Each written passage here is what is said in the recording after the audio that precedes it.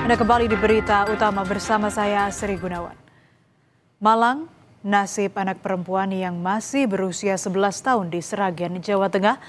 Ia tewas dengan kondisi mengenaskan di rumahnya. Sepeda motor yang diparkir di halaman rumahnya serta ponsel korban pun raib. Lalu siapakah pelaku yang dengan kejinya membunuh anak yang masih duduk di bangku sekolah dasar itu? Duka menyelimuti keluarga korban kasus perampokan disertai kekerasan yang menimpa seorang bocah SD di Desa Dawung, Sragen, Jawa Tengah. Keluarga terpukul tak menyangka Bilkis yang baru duduk di kelas 5 SD meninggal dengan cara yang tragis. Jenazah Bilkis disemayamkan di rumah kakeknya dan dimakamkan di TPU setempat. Keluarga berharap polisi segera menangkap pelaku dan menjeratnya dengan hukuman berat. Pokoknya ya segera bisa mengungkap kasus ini, dan itu kan istilahnya pelakuannya kan Pak ya, pembunuhan secara sadis. Seandainya nanti pelaku udah ketemu, hukum seberat-beratnya atau utang nyawa baru nyawa Karena sudah sadis sekali Pak. Sadis sekali Pak. Ini yang menemukan pertama kali korban siapa Pak? Mamanya. Mamanya ya. Habis pulang kerja. Pulang kerja dari pabrik rokok.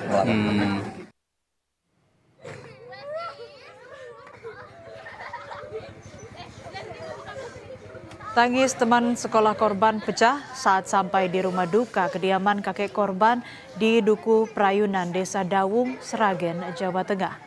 Mereka tak percaya teman yang mereka kasihi berpulang. Terlebih, tragedi yang dialami korban yang masih kecil. Bilkis ditemukan tewas di dalam rumahnya dengan luka senjata tajam di saat orang tuanya bekerja. Nggak nyangka ya, kaget lah, shock gitu dapat kabar pagi aja udah sekolah bareng anak kulon. Oh bareng ya Bu ya? Iya, masih sekolah kok tiba-tiba sore ada kabar meninggal, katanya kasus pembunuhan gitu, perampokan ya, shock gitulah Pak. Sudah nggak bisa berkata-kata. Olah TKP langsung dilakukan oleh tim identifikasi Satreskrim Polres Sragen. Begitu temuan jenazah korban di dalam rumah dilaporkan ke polisi. Polisi menyebut hasil pemeriksaan medis luar sementara ditemukan luka yang diduga bekas kekerasan hingga korban meninggal dunia. Selain itu, polisi membenarkan sepeda motor milik keluarga raib dari lokasi kejadian. Jasad korban langsung dibawa ke RSUD Sragen untuk diotopsi. Bukan adanya dugaan kekerasan yang mengakibatkan korban meninggal dunia. Namun demikian motif daripada kejadian ini akan menjadi pendalaman kami. Jelas ada barang yang hilang, namun demikian masih kita rekap, dan untuk barang-barang yang hilang belum kita bisa informasikan kepada media. Sore itu menjadi kenangan tak terlupakan bagi Dewi, ibu korban. Pulang bekerja dari pabrik, berharap bertemu putri sematawayangnya untuk melepas rindu dan penat, malah kenyataan pahit yang harus diterima.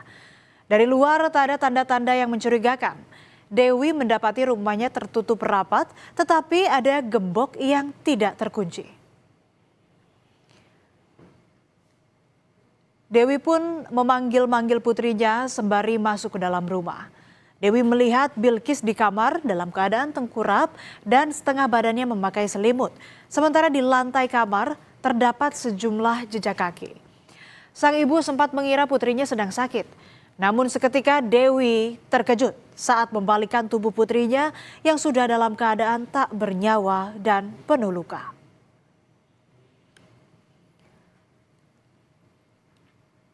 Melihat kondisi Bilkis yang mengenaskan, ibunya berteriak histeris.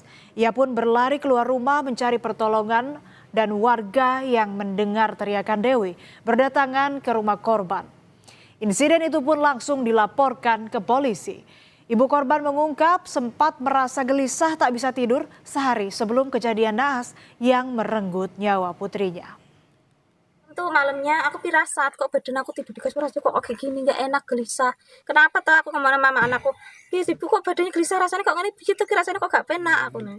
Tadi pengecekan tadi yang hilang apa aja selain motor? HP. HP. Iya. Berarti sepeda motor Honda Vario sama HP. HP mereknya apa? HP-nya anakku, Oppo. Oppo. Harapan mudah-mudahan cepat ketemu Pelakunya Bu ya. pelakunya. Kalau Bilkis itu pernah cerita apa Nggak terakhir? pernah cerita apa-apa sama saya. Paling cerita mengenai sekolah. Meninggalnya Bilkis Rajiansyah, korban dugaan perampokan disertai pembunuhan yang baru berusia 11 tahun, tak hanya menyisakan duka bagi keluarga dan teman sekolah, tetapi juga meninggalkan kesan mendalam bagi para tetangga. Bilkis dikenang warga sekitar sebagai pribadi yang baik dan akrab dengan tetangga. Keluarga korban belum setahun tinggal di Dukuh Bromo Asri. Sehari-hari Bilkis kerap tinggal sendiri di rumah hingga sore karena ayah dan ibunya bekerja. Yo ramah, yo baik lah Pak, maksudnya sama orang tua pun juga ramah, mau menyapa kayak gitu, nggak ada kayak ada kunci.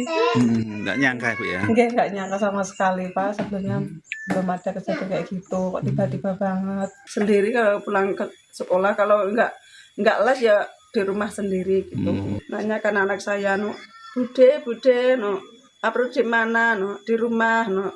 Saya ajak jajan ya iya, tapi jajan ya sebentar ya iya gitu. Sering jajan anak kulon itu. Oh, sering mentraktir ya berarti ya? Iya, Oh. karena baik tuh itu. Iya.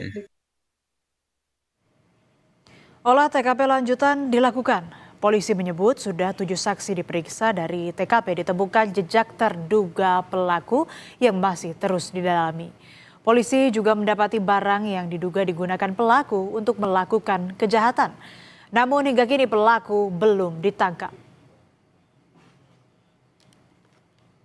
Olah TKP ini yang kita dapatkan apa? Di antaranya kita memang sudah mendapatkan barang yang diduga sebagai alat untuk melakukan kejahatan.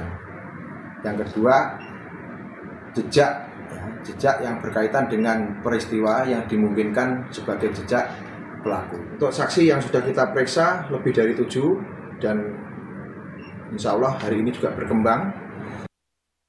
Tak ada kejahatan yang sempurna. Kita tunggu penyelidikan polisi dalam menguak siapa pelaku perampokan yang disertai pembunuhan yang menyebabkan siswi kelas 5 SD meninggal dunia. Tidak seharusnya anak mendapatkan kekerasan yang berujung kematian. Ini tindakan yang sangat keji yang harus segera ditangkap pelakunya.